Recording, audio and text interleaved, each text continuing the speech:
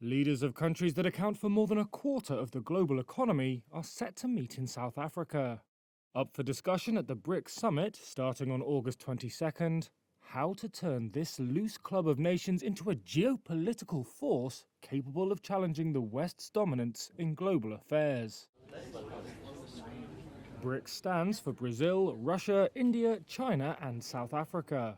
The leaders of those countries will be in physical attendance, with one notable exception.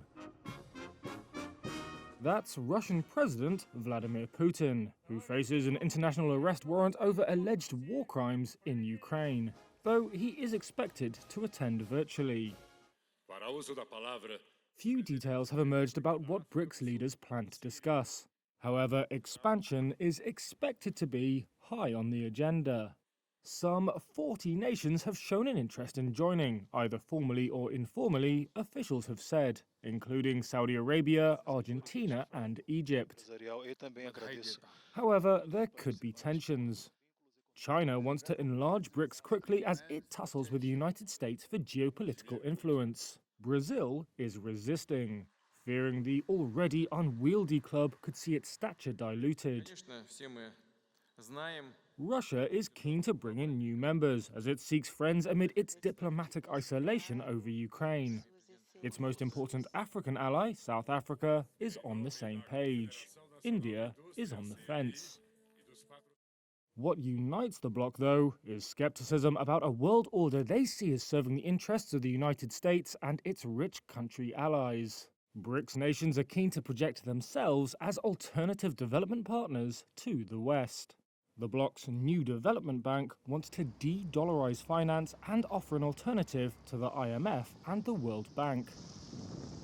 However, it's only approved $33 billion of loans in nearly a decade. That's about a third of the amount the World Bank committed to disbursing just last year. The NDB has also been hobbled by sanctions on Russia.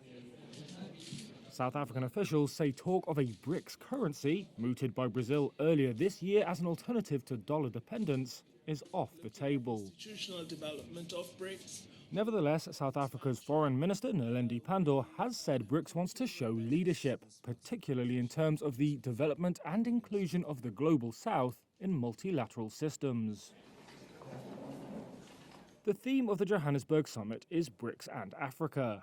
That emphasizes how the bloc can build ties on a continent increasingly becoming a theatre for competition between world powers. Africa is also in the eye of the climate change storm. Carbon-intensive BRICS nations, accounting for 40% of the global population, also make up about the same share of greenhouse gas emissions.